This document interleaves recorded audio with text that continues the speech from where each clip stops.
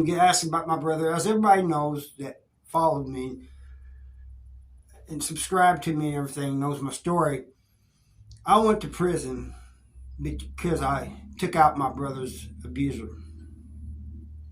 And I spent 29 years in prison for that. So a lot of people ask how my brother's doing now. They asked, what do you think about what I did? This and that, so that's what I'm going to talk about. When I first found out about it, and I don't know how many times it happened, but I do know it happened for one time because I almost saw it in the act. But when I found out about it, first thing I did was told my parents. Against his wishes. He did not want me to tell anybody. But I told my parents, and that pissed him off. He was mad. He was ashamed.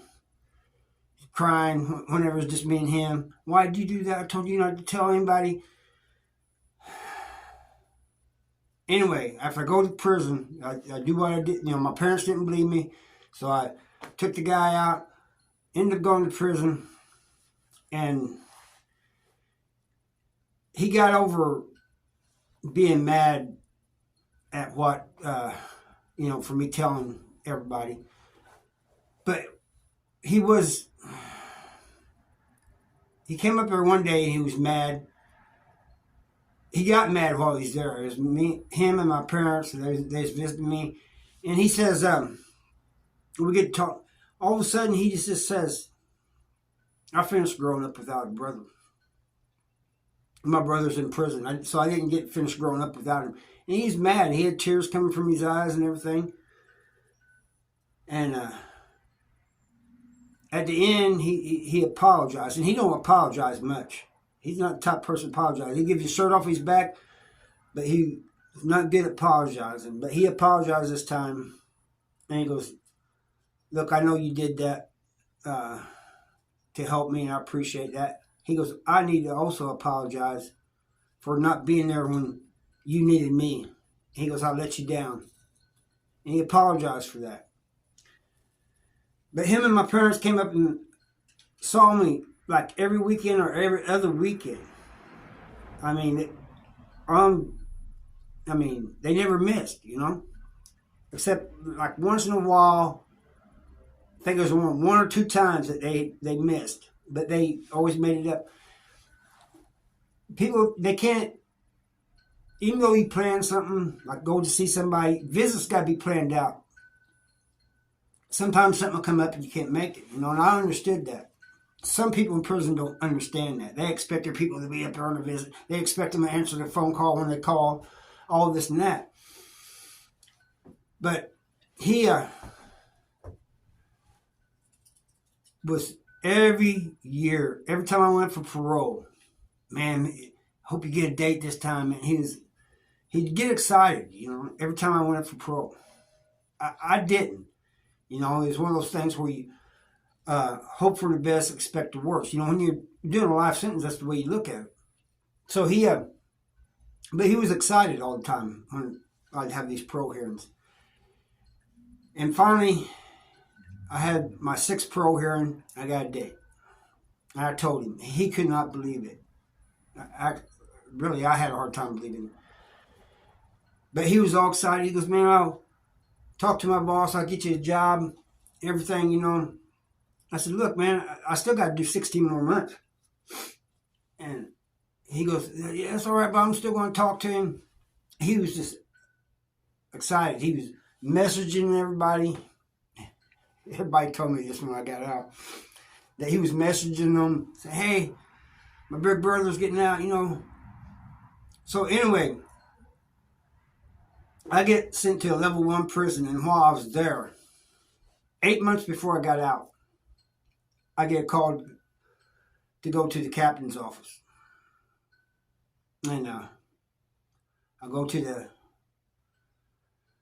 captain's office, and it's full of white shirts and COs, and they're all standing. And they asked me to take a seat.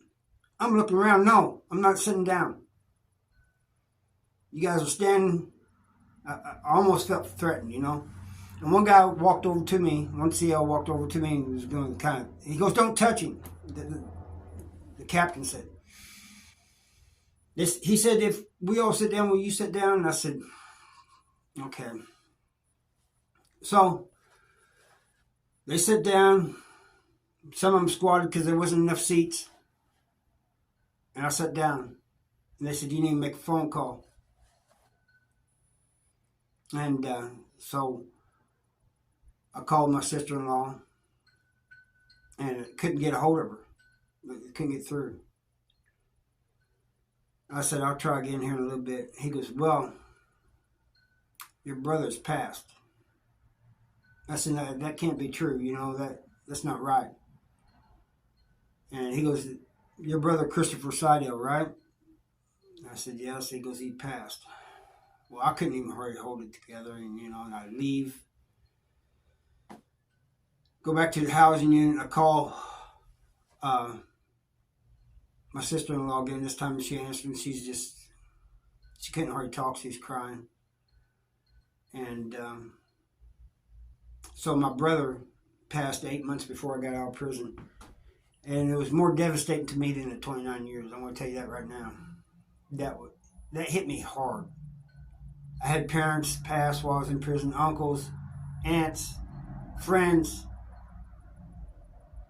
But nothing hit me like my little brother passing. And I just wish he would made it long enough to see me get out, But it wasn't meant to be. But people ask if we was on good terms. Yeah, we was on good terms,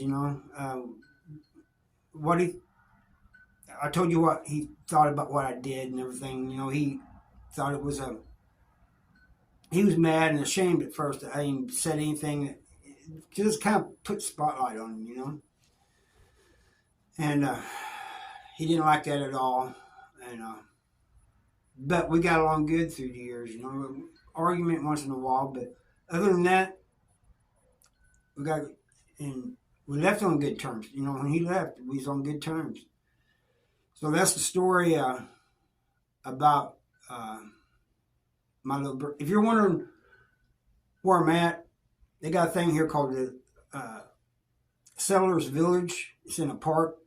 These are all log cabins and stuff, so I decided it was a little bit breezy, so I thought I'd walk in one of these and do the video, and that way it won't be so windy, Anyway, and plus it's a different setting, And I like doing them up here in the park and everything anyway.